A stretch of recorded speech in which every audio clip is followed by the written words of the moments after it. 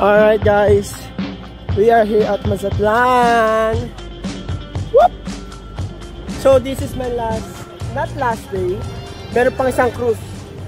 So ngayon, natripan ko lang lumabas.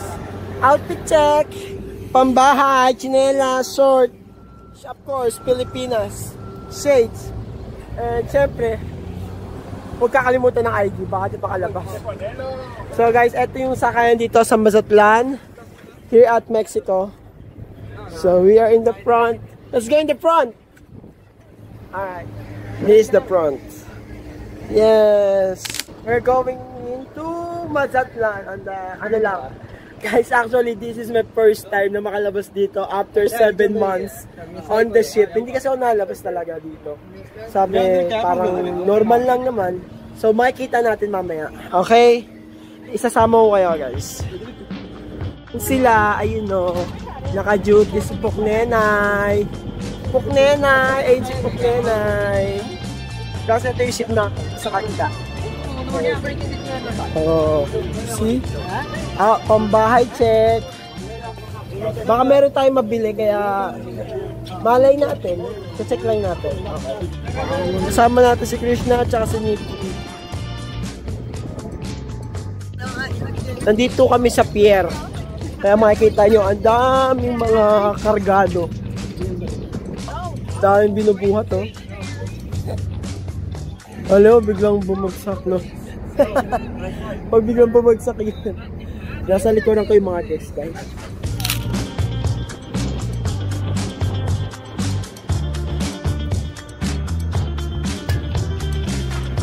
Alright guys, nandito na kami sa Puerto Entrance Cruise Terminal.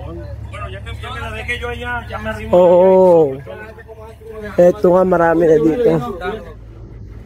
Oh.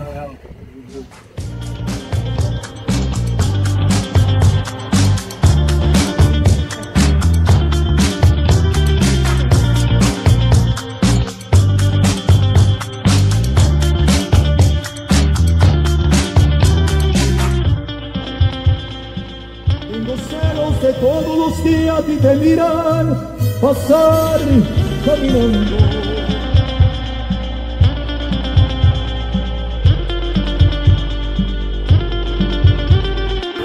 Alright guys, so bali nandito na kami sa mismong city ng Mazatlan. So nakikita ako, napapansin ko lang dito guys, more on colorful yung mga lugar nila dito. Especially itong mga building na to.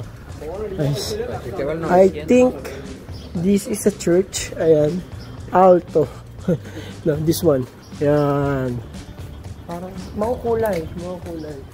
Okay. Tapos may nakita akong Team Pochi.